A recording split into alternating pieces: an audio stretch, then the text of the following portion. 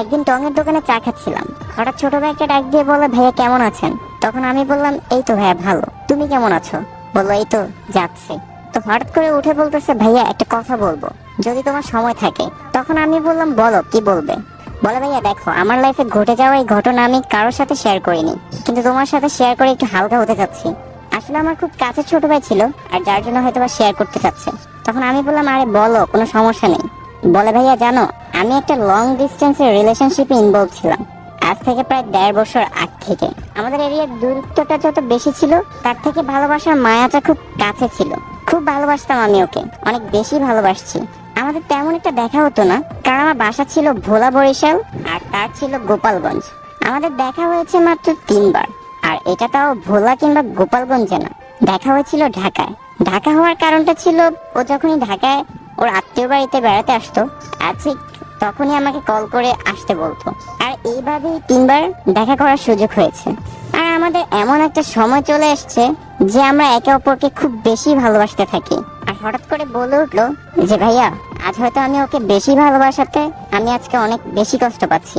তখন আবার হাসি মুখে বলে উঠলো, জানো ভাইয়া, লাস্ট বার দেখা করতে গিয়ে 2 জনের বাসায় জানাজানি হয়ে যায়, আর খুব সহজে আমার ফ্যামিলি ওর ফ্যামিলি মেনে নেয়। বিষয়টা জানাজানি হওয়ার পর থেকে আর 2 ফ্যামিলি খুব সহজে জিনিসটা মেনে নেয়। সবকিছুই ঠিক ছিল। আমি মনে মনে অনেক হ্যাপি ছিলাম যে যাকে এতটা ভালোবাসি তাকে নিজের করে পাবো। তো হঠাৎ একদিন ঘুম থেকে উঠে আমি ওকে কল করি। ম্যাক্সিমাম সময় আমি ঘুম থেকে উঠে ওকে কল করতাম। ওই দিনও ঠিক প্রতিদিনের মতোই কল করি, কিন্তু বুঝতে পারিনি সেদিনটা আমার জন্য কালো ছায়া নিয়ে আসছিল। ঘুম থেকে উঠে যখন কল করি, দেখি ফোন বন্ধ। ভাবলাম হয়তো ফোনে চার্জ নেই, এই ভেবে তখন আর কল করা হয়নি। এরপর 1 ঘন্টা 2 ঘন্টা করে বিকেল পর্যন্ত ট্রাই করলাম, কল আর যায়নি। আর এমন একটা অবস্থায় ছিলাম যে পারছিলাম না কাউকে কল করতে, না পারছিলাম কাউকে কিছু বলতে, কারণ তার নাম্বার ছাড়া আর ওই ফ্যামিলির মধ্যে কারোর সাথে তেমন একটা কন্ট্যাক্ট হয়নি, কখনো কারোর সাথে ফোনেও কথা হয়নি, বা ওর কোনো ফ্রেন্ড সার্কেলের সাথে কখনো কথা হয়নি। আর বিশেষ করে একটা ব্যাপার যে কখনো এমনটা হয়নি ওর ফোন অফ ছিল, এরকমটা কখনই আমি দেখিনি। এই 1.5 বছরে আমি ওর ফোন কখনোই বন্ধ পাইনি। খুব হতাশ হয়ে গেছিলাম। তারপর নিজেকে অনেক বুঝিয়ে নিলাম হয়তো রাতে কল আসবে, কিন্তু আর আসেনি। আর ওই দিন গেল, পরের দিন গেল, এভাবে 1 সপ্তাহ 2 সপ্তাহ কেটে গেল। হঠাৎ 2 সপ্তাহ পরে ওর ফোনে একটা SMS আসে, আর SMS-টার মধ্যে লেখা ছিল যে আমাদের আর কখনো কথা হবে না, আমাদের আর কখনো দেখা হবে না, আমাকে তুমি ভুল বোঝো না।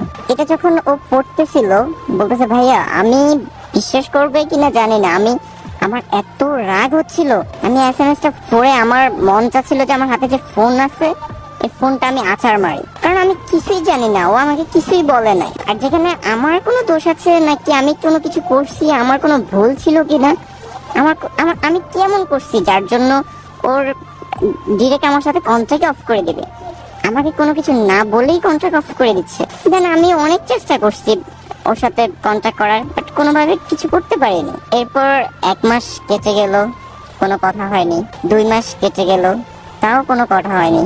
কোনো SMS, টেক্সট, মেসেঞ্জার, হোয়াটসঅ্যাপ কিছুতেই কথা হয়নি। 2.5 মাস পরে হঠাৎ একদিন দুপুরবেলা আমি খাওয়া দাওয়া শেষ করে বিছানায় শুতে যাচ্ছিলাম, হঠাৎ আমার ফোনে একটা ফোন কল আসে। আর যখন হ্যালো বলছিল তখনই আমি বুঝতে পারছিলাম যে ওটা ওর ভয়েস।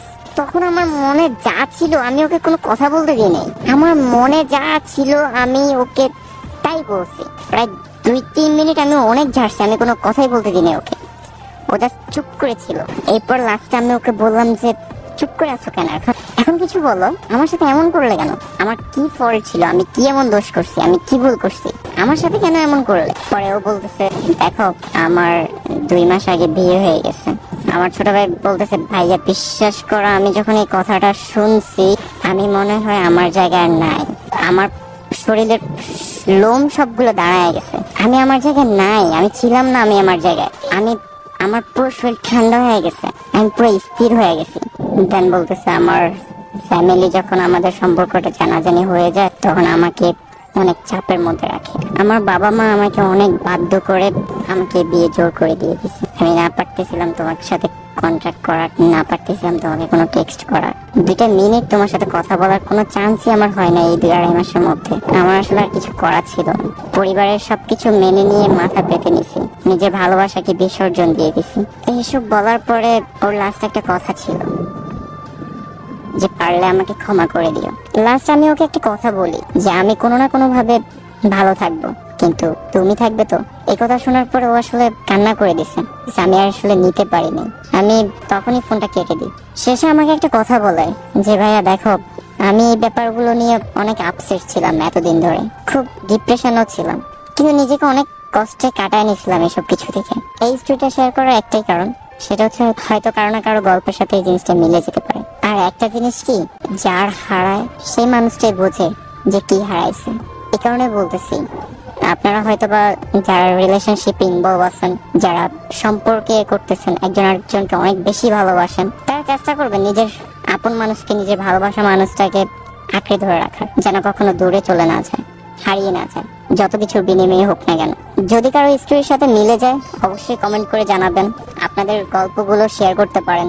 একটা কথা কি, আমরা আসলে সকলেই ভালোবাসতে জানি, ভালোবাসতে পারি খুব বেশি করে, বাট কয়জনে পারি ভালোবাসার মানুষকে আঁকড়ে ধরে রাখতে। তাই হারিয়ে যাওয়ার আগে সর্বোচ্চ চেষ্টা করবেন নিজের ভালোবাসার মানুষটাকে আঁকড়ে ধরে রাখতে।